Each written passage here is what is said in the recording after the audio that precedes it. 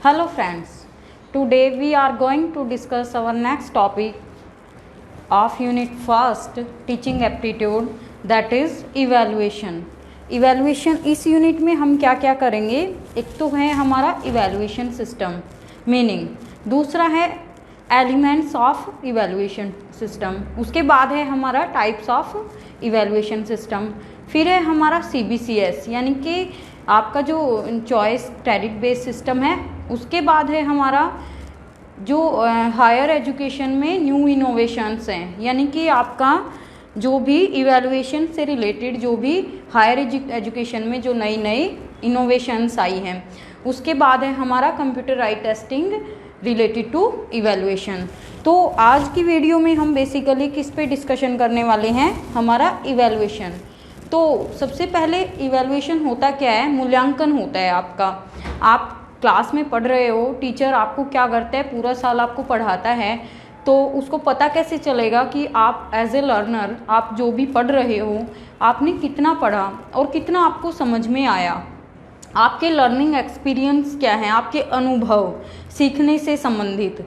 और उसके साथ साथ जो हमारा मूल्यांकन होता है उसका मतलब होता है मूल्य आंकना, और एक होता है मेजरमेंट, मापन। बहुत जगह आपने पढ़ा होगा।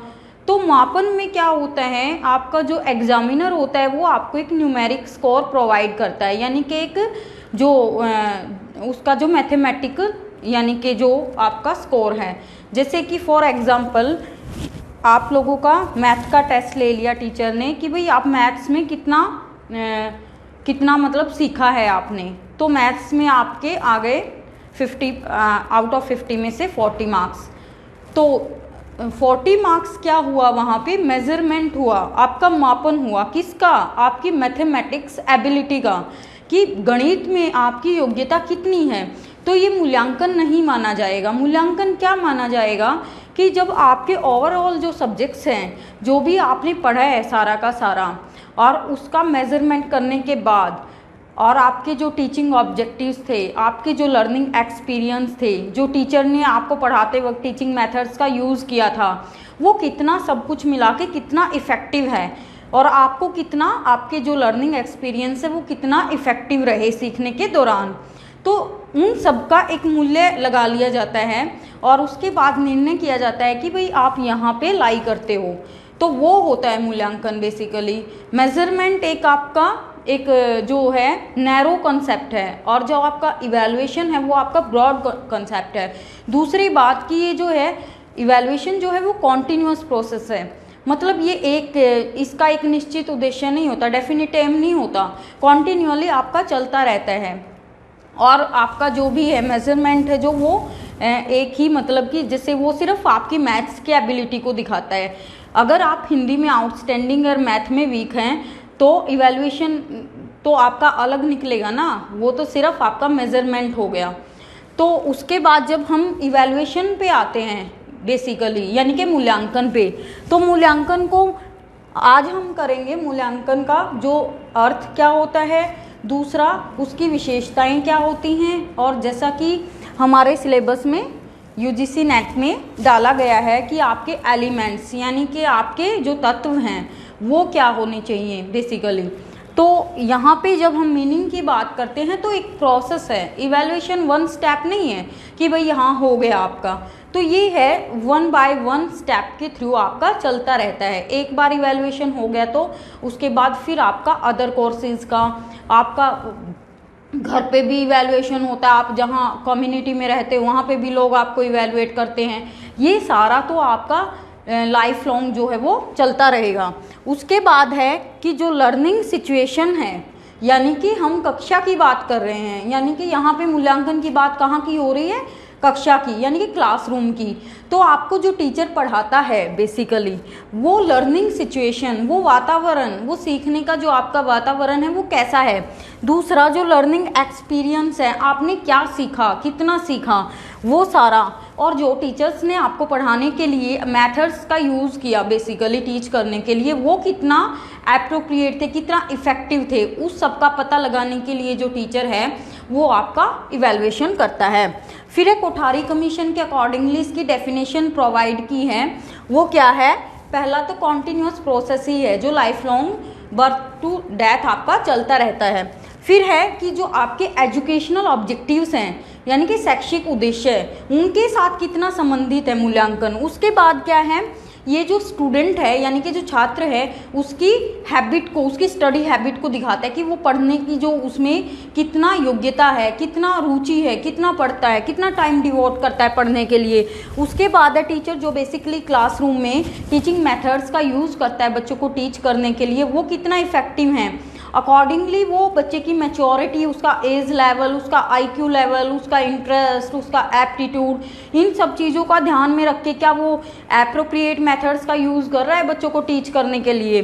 फिर है उसने भी एप्रोप्रिएटली टीच कर दिया। उसके बाद क्या, उसके बाद जो आपका एजुकेशनल अचीवमेंट है, शैक्षिक उपलब्धि, हम तो तभी मानेंगे ना कि टीचर बढ़िया है अगर आपका स्कोर कार्ड या आपकी परसेंटेज या आपका रिजल्ट जो है वो ऑसम आए, बढ़िया आए, तो हम कहेंगे कि हाँ भाई जो सब्जेक्ट टीचर है वो बड़े बढ़िया हैं।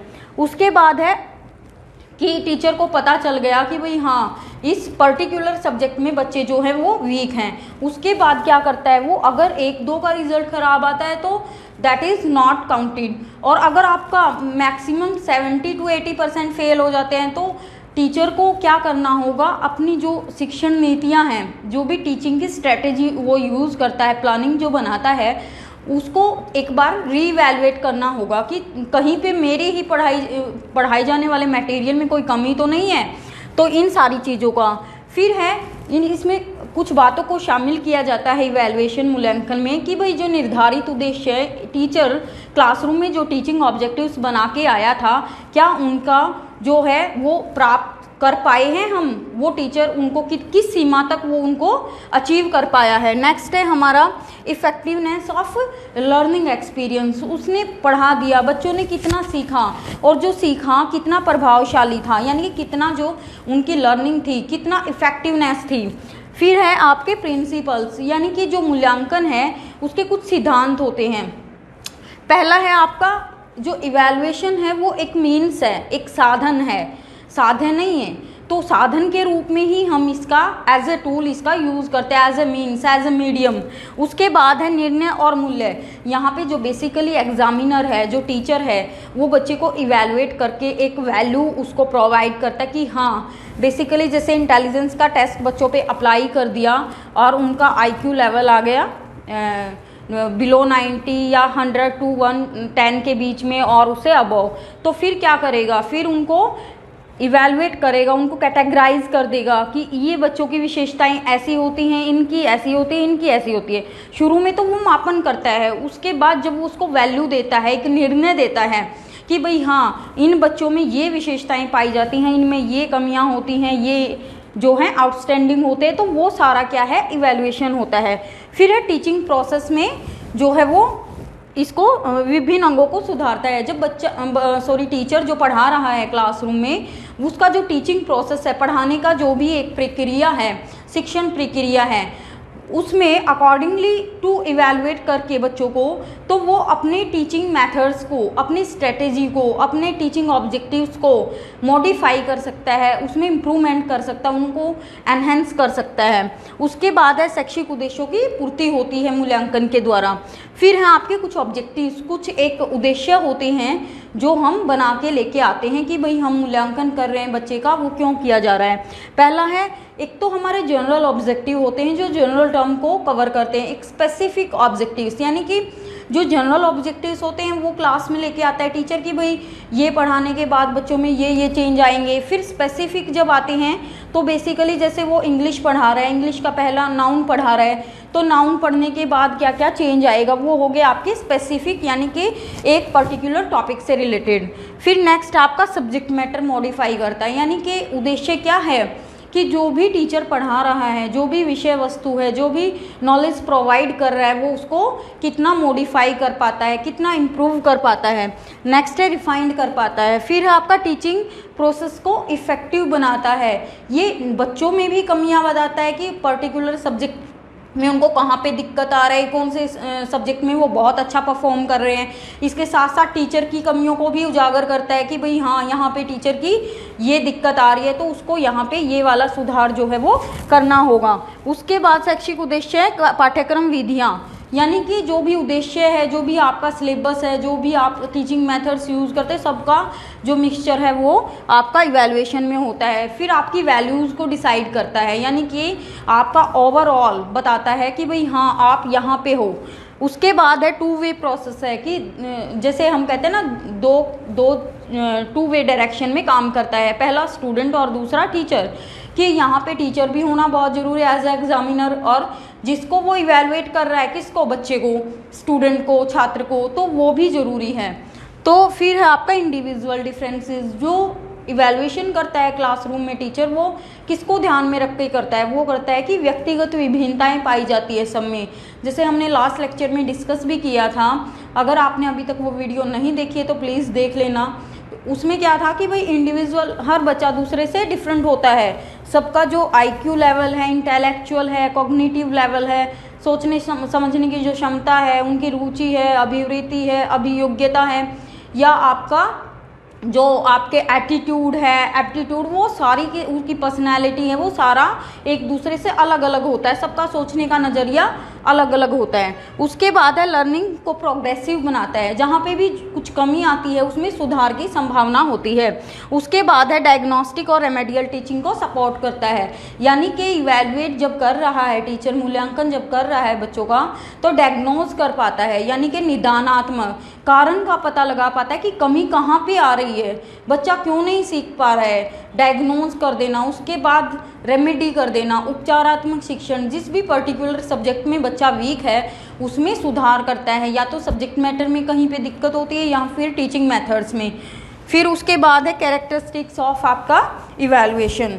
कैरेक्टरिस्टिक्स में क्या होता है, पहला तो कॉम्प्रिहेंसिव है, यानी कि व्यापक, ना केवल एक जो एस्पेक्ट है उसको कवर करता है, बल्कि आपकी जो किसी भी स्टूडेंट से related all aspects of life या उसकी स्टडी के सभी पहलुओं को वो शामिल करता है। यहाँ पे सिर्फ एक तरीके के विकास की बात नहीं होती है, ऑल राउंड डेवलपमेंट की बात होती है कि भाई चाहे शारीरिक हो, सामाजिक हो, मानसिक हो या फिर आपका भावनात्मक हो, सभी तरह का।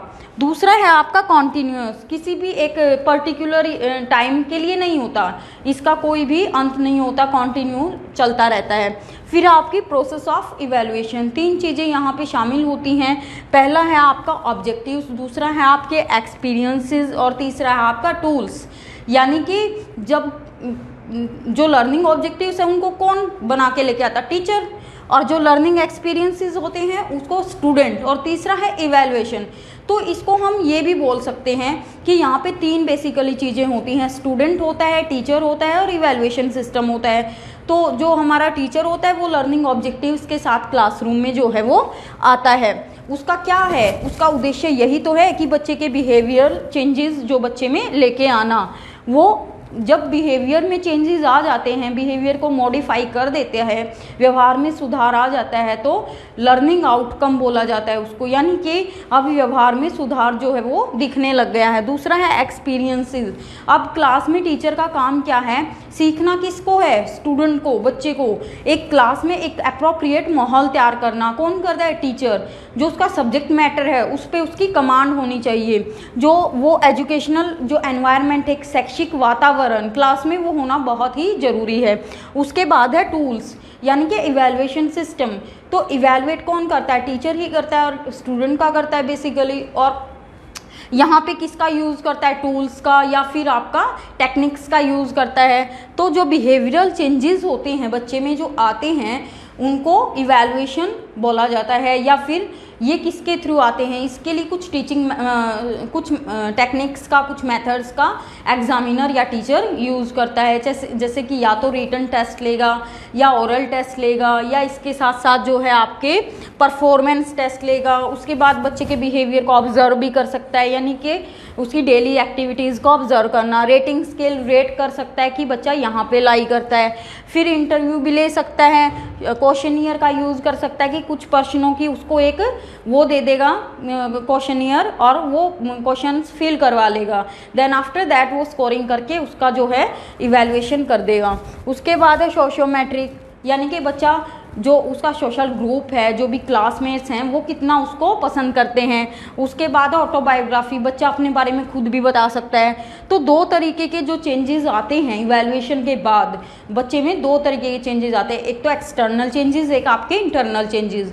जो एक्सटर्नल है यानी कि बाहरी परिवर्तन, वो किस में दिखते हैं, आपके पढ़ने में, आपके सुनने में, आपके लिखने में, जो चीज़ें हमारी एक्सप्रेस हो जाती हैं, जो दिख जाती हैं सबको। इंटरनल चेंजेस कौन से होते हैं, आंतरिक, जो आपके अंदर के चेंजेस होते हैं, यानी कि आप सोचते हो, समझते हो, विचार करते हो, और यानी कि थॉट, आपका रीजनिंग, तर्क करना। फिर है एलिमेंट्स, जो बेसिकली प्रेस्क्राइब है आपके यूजीसी के सिलेबस में।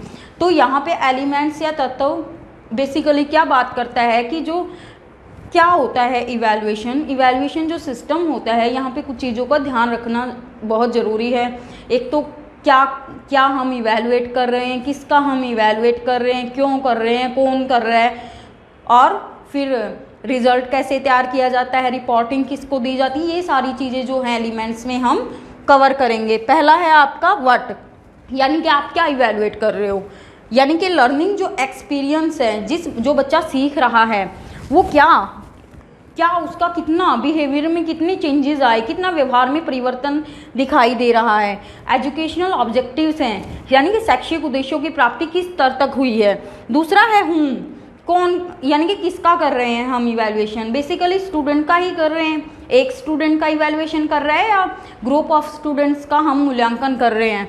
तो और दूसरी बात ये ध्यान रखना बहुत ज़रूरी है कि जब हम मूल्यांकन कर रहे हैं बच्चों का, वो इससे कितना सेटिस्फाई हैं, मूल्यांकन उनके मैच्योरिटी यानी परिपक्वता के स्तर तक है या नहीं है। तीसरा है इसमें कितना सार्थक है, कितना मीनिंगफुल है, कितना रेलिवेंट है, जो वो सीख रहे हैं क्या उससे रिलेटेड है या नहीं है। फिर है कौन कर रहा है इवैल्यूएशन, बेसिकली या तो एग्जामिनर टीचर करेगा, या स्टूडेंट खुद करेगा अपना इवैल्यूएशन, या फिर स्ट्रेंजर। जो आजकल बच्चे वेब बेस्ड लर्निंग की बात कर रहे हैं, या हम जो उनको वीडियोस प्रोवाइड कर रहे हैं, उसके बाद बच्चे अपना खुद से ही यानी सेल्फ इवैल्यूएशन जो है वो करते हैं।